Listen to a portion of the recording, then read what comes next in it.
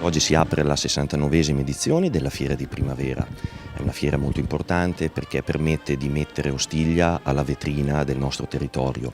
È un momento di incontro, è un momento di verifica e deve essere soprattutto un momento nel quale le nostre attività locali, le attività commerciali possano avere, diciamo così, un rientro, un ritorno economico, proprio in un momento, in un periodo di crisi a livello nazionale, e questo fa sì che le fiere, come la nostra, devono essere un volano molto importante per l'economia e il rilancio dell'economia del territorio.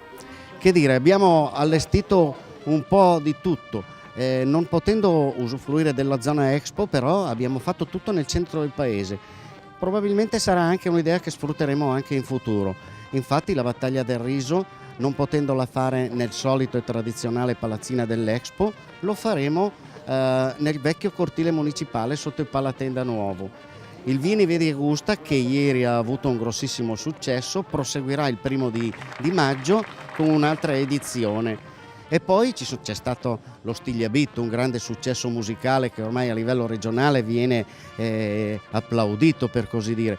Ne abbiamo una bellissima serata in teatro il 30 con il duo Salieri-Negrelli, con un'edizione del tutto speciale per questa fiera. Le giostre, non dimentichiamoci, abbiamo un bellissimo Luna Park allestito.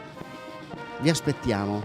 Oggi dedichiamo lo stadio comunale al nostro compianto sindaco Umberto Mazza. Porremo una targa e verrà scoperta.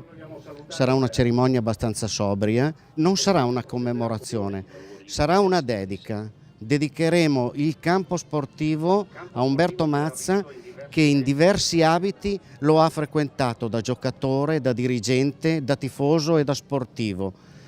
E quindi è la più bella cosa che si possa fare per lui, che ha sempre amato il calcio in modo col cuore. Purtroppo ha perso l'ultima partita. Credo che Umberto abbia dato esempio di questa umanità. Grazie.